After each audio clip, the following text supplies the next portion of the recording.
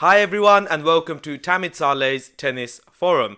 In this video, I'm going to go through the Shanghai draw, give you some stats and facts, and why I believe Novak Djokovic must win Shanghai. If you haven't already, then please do subscribe, as I do release weekly tennis videos. If you checked out my last video, I am focusing on tennis solely here. I've created an Instagram account as well where I want to have some live discussions and maybe quizzes with you guys. So please do follow that if you have an Instagram account at Tamit Saleh YouTube. And I just want to thank you guys once again for helping me reach 1,000 subs in such a short amount of time. You guys have been awesome. But yeah, moving on, let's go on with the video. So without further ado, let's roll the intro. Here he is again. That's astonishing. It's absolutely world. He's taken them apart. The Shanghai Masters 1000 is upon us. It starts next week. So I thought, what better time to get you guys up to speed with it. If you've been following my channel for a while, you know that before every big tournament like the Masters or the Grand Slams, and in the future the World Tour Finals, I do a little video on the draw, my predictions, and give you some stats that you may not have known. So with Shanghai, it was established in 2009, so not too long. It's been running for 10 years now. And for the first 5 years of its introduction, it was voted the ATP Masters 1000 Tournament of the Year. 5 years in a row from its initiation in 2009 all the way up until 9, 10, 11, 12, 2013. That award is also voted by the players, which means they really enjoyed playing there. Another fun fact, since 2009, where Nikolai Davydenko won, in the following 9 years up until now, only 3 players have ever won the Shanghai Masters. The most titles is held by Novak Djokovic, who's won it there 4 times. Andy Murray has won it there 3 times, and Roger Federer has 2 titles. So can Novak Djokovic add to his 4? Can Federer tie Murray? Can Murray...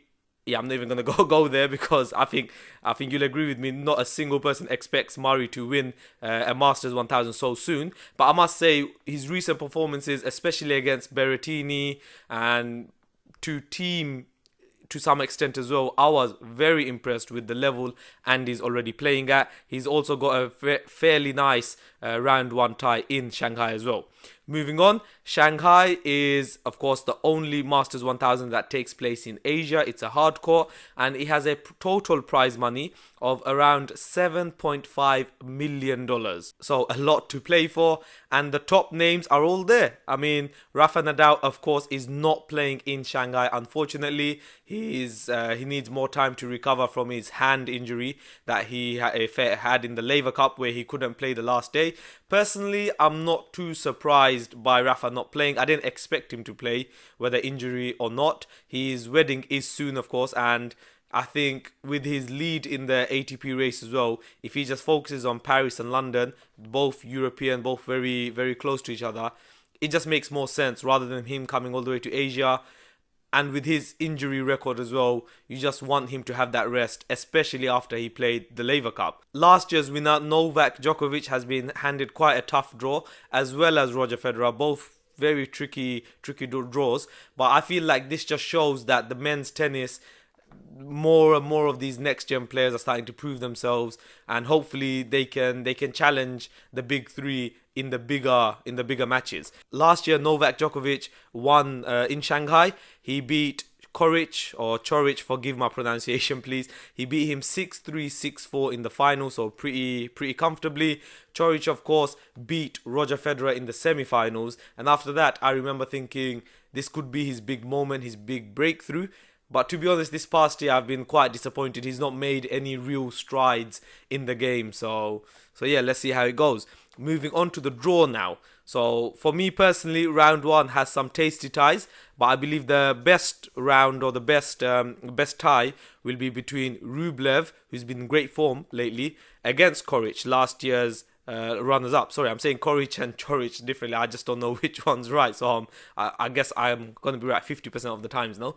And then we've got Verdasco Fritz. That could be quite explosive as well.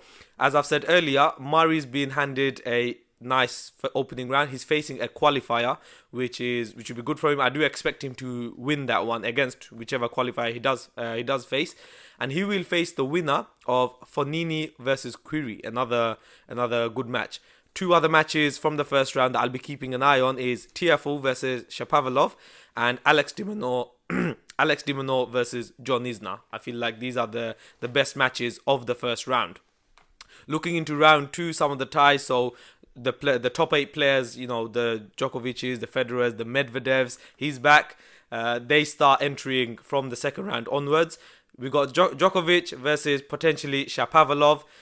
I don't know about you guys, but I follow a lot of like tennis TV and all of this stuff. Lately, this past couple of weeks, I've been seeing a lot of highlights of Shapovalov's backhands and all of that. So I'm quite interested to see how he gets along there. Federer Cilic, that is a very interesting second round match. Both Grand Slam champions. And then, like I've said, Murray Fonini amongst other great matches in the draw. Moving on to the quarterfinals, the 2 picks I would have is Djokovic versus Tsitsipas. Tsitsipas has reached the final of Beijing. That's taking place tomorrow. So depending on how quickly I edit this video, it may come out after that match is decided. So it may be a bit awkward. But as of now, the 2 finals is Djokovic versus Millman in Tokyo and Thiem versus Tsitsipas in Beijing. Tsitsipas beat Zverev in that semi-final. Zverev has been in great form since the Laver Cup, and these Thiem, Tsitsipas, Zverev, all part of Team Europe in the Laver Cup, seem to have given them an extra stride. So yeah, Federer could face Zverev in the quarterfinals. So those are my 2 picks. And then in the semis, the predicted lineup, if it all goes to seedings, will be Djokovic versus Medvedev. That will be phenomenal. Medvedev is the first player since the Big Four to reach 5 consecutive finals. There's only 5 active players who have reached 5 consecutive finals. That is Novak Djokovic, Rafa Nadal, Roger Federer, Andy Murray, and now Medvedev. Can he make it 6 finals? Most likely he will have to go past Novak Djokovic. And then you've got Federer and Thiem in the other semi-finals. Mouth-watering. I can't wait for the Medvedev-Djokovic match if it happens. They've got, they played in Cincinnati where Medvedev won. Before that, Medvedev won as well, I remember. So he's on a 2-match win streak against the world number 1. And I'd be very interested to see how it goes here. That's the draw summarized. I'm just going to look at why I believe Novak Djokovic has to win in Shanghai in terms of the race he's having with Rafa to finish year-end number 1. Well, right now, as I've said, he's in the final.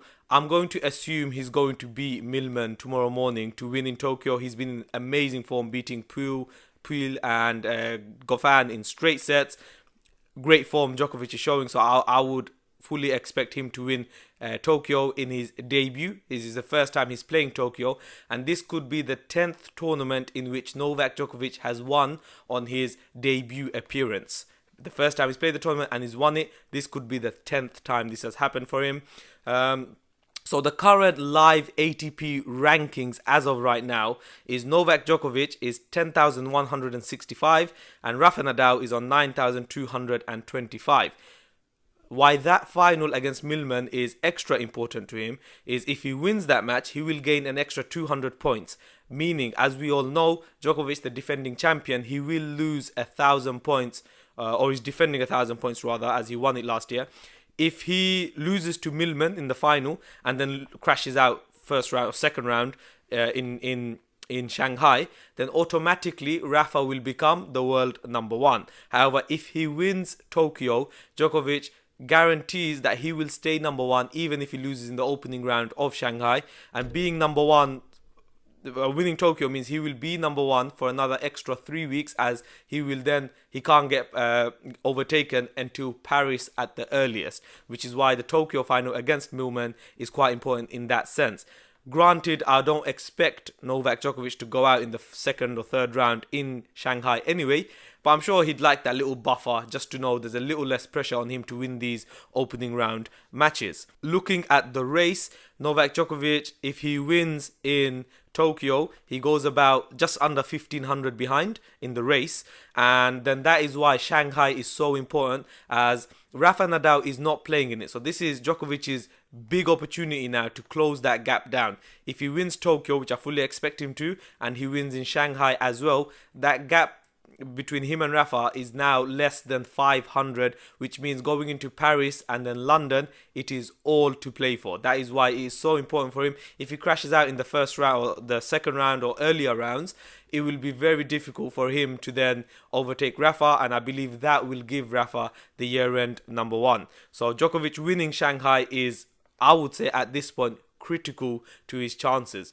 Novak Djokovic chasing the historic 310 week set by Roger as world number one, but also he could tie Pete Sampras with 6 year-end number ones. Year-end number one is so important, I believe, as it just shows you have finished that calendar season as the best player in the world. Likewise for Rafa, he could tie Roger Federer and Djokovic at 5 year-end number ones apiece. So much to play for at this time of the season. It's not always as interesting at this, but we are just lucky to have a great battle on our hands. One last piece of news: Dominic Thiem reaching the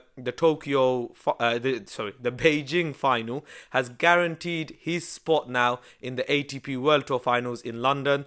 He is the 5th player following Nadal, Djokovic, Federer, Medvedev, and now Thiem. They have all confirmed their places. Tsitsipas looks like he will likely join them.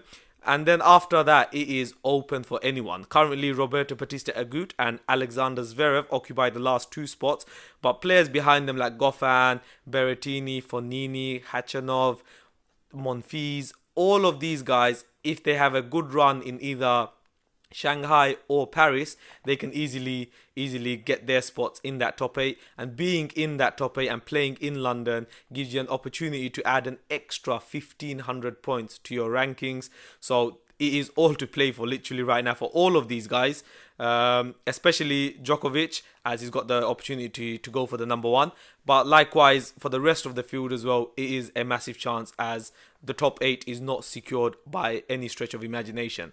I'll wrap up the video here. I hope you guys enjoyed this. I hope you guys enjoy the fact that I'm going to start just focusing my full attention on tennis.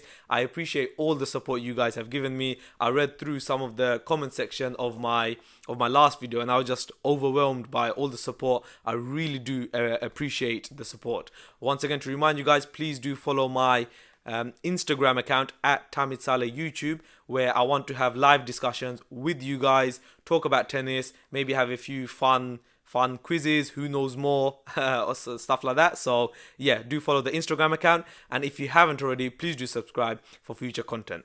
Thank you very much. Game, set, and match. Game, set,